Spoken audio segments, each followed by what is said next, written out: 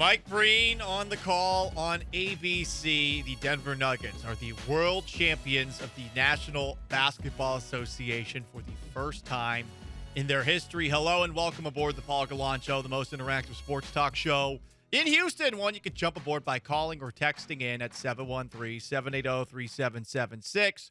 Joining us on Twitch, twitch.tv/ESPN975. If you're watching, I'm all dolled up. Your boy did a little television this morning on Fox 26 with my guy, Nate Griffin. Big thanks to Nate for having me out. And you can also get in touch with the show on Twitter, at Gallant Says, at ESPN975, at Sean A. Mapes. Sean, we have seen lots of different celebrations in the wake of winning a championship. Can you remember someone being as unenthusiastic about winning a championship for the first time as Denver Nuggets star center Nikola Jokic? My God, the guy seemed more meh about winning it all than I think anyone I've ever seen in sports history. Yeah, no, like, he wasn't even just like meh. He was like actively like, this is inconveniencing my life. Like, I wish I could. Why does everyone want to interview me? Like, can I just go home now? Let's get to those interviews. Right after the game, Lisa Salters goes up to him. And look, Nikola Jokic is not the most excitable person. He's very much a team guy. I love it about him. He's humble. But does this sound like somebody who won a championship, or does it sound like somebody who just got off the clock after a 10-hour days at work, but realized that he's driving from downtown Houston to Galveston during Friday rush hour traffic? Listen for yourself. And now you are an NBA champion, Nikola. How does that feel? It's good. It's good. The job is done. We can go home now. The job is done. We can go home now. I mean, he sounds like a Serbian soldier once the Yugoslav wars of the 1990s ended. The only things missing is an Adidas tracksuit, some really cheap, terrible cigarettes, and a Dragunov rifle in his hand. Like, that's all that's missing. He sounds depressed that he won. I think the Jokic brothers had all three of those things covered in the celebration. I think they were excited. They were so pumped about it. They were excited enough for the both of them tossing around Michael Malone after the game. I got emotional watching it. I'm happy for Jamal Murray. Came back from a torn ACL. You see Aaron Gordon getting emotional about it. Hell, I'm even a little emotional for Jimmy Butler because it was an incredible run to get to that point.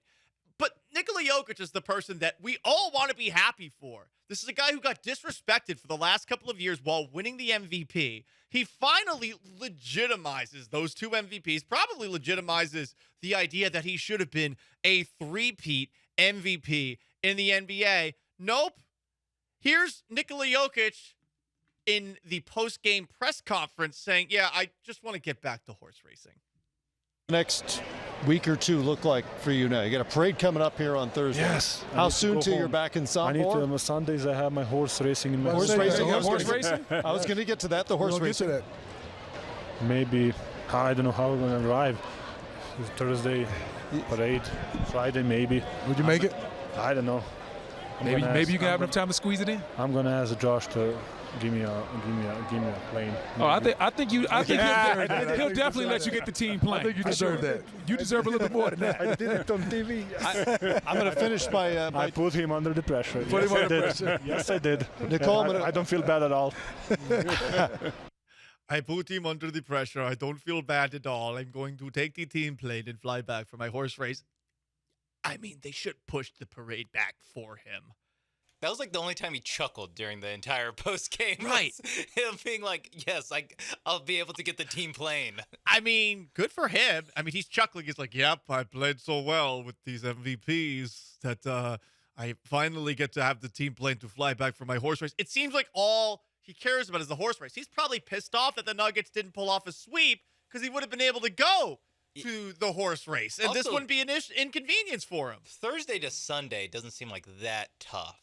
Like, he has all of Friday, all of probably the end of Thursday because the parade ends in like the afternoon. Well, the tricky thing would be flying back because you're losing time on the flight back. So if this is Thursday, they won it last night, he would have had to fly literally from Denver so that he can get there. I don't know when this horse race that he keeps talking about is. But again, like, this is the number one thing on his mind, and I love him more for this. The number one thing on his mind is not that he just won a championship, that this entire city is madly in love with him. His two brothers are more excited than he is. His thoughts are on this bleeping horse race. Here he is when he's told at the press conference about the parade probably being on Thursday. When is parade? Thursday. No. I need to go home. Okay. I mean, I mean, we succeed in our jobs, and we won it. We won the whole thing. It's a amazing feeling. But like I said before, it's not everything on the world, you know. I think still, if okay, I won it. Okay, we won it.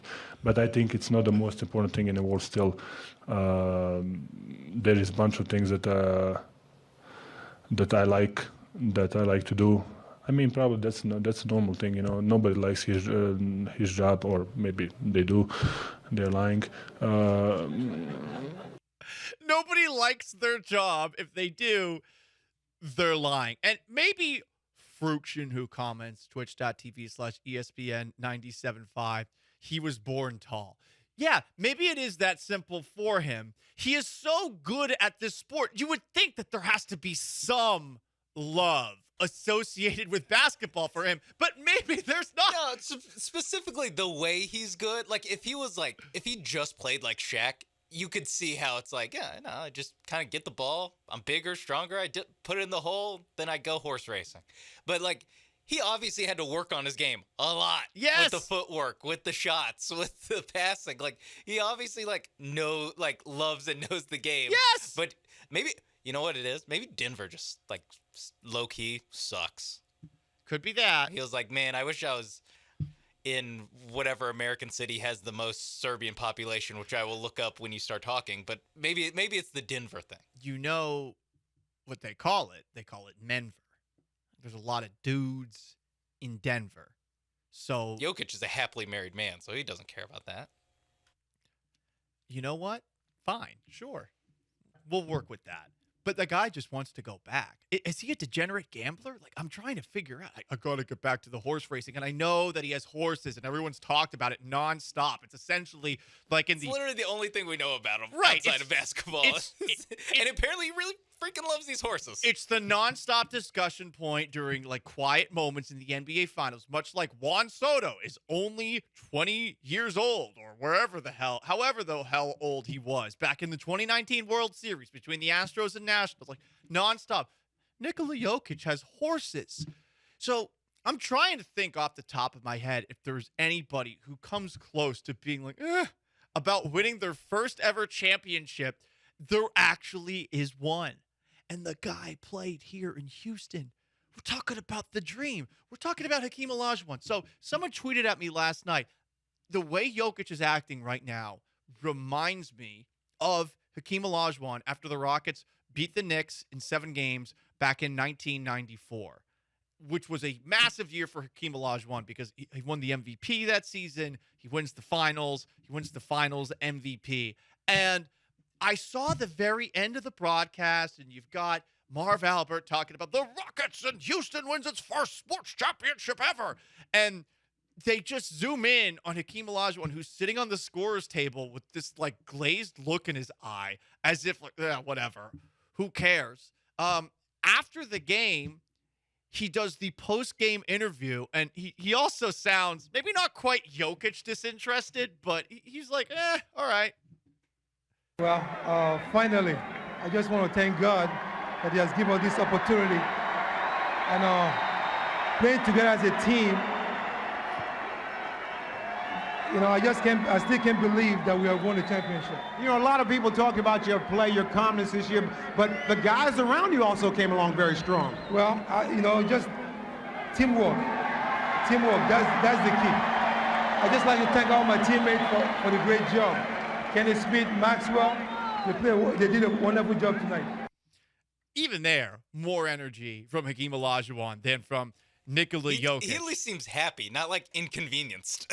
He seemed more exasperated, and perhaps things were more enjoyable for him when he sits down, because there's a couple of people that come up to him if you watch on the broadcast after the Rockets won, and they're touching him, and he's like, he wants them to not touch him. Like, he shoves one guy away, and then they cut away from that camera shot because maybe it would have gotten a little bit more ugly. Because there's two guys that come over to Hakeem, and they're like, yeah, man, what's up? And Hakeem clearly wants his space. Was this the Ramadan finals? Maybe it was just like hungry and tired.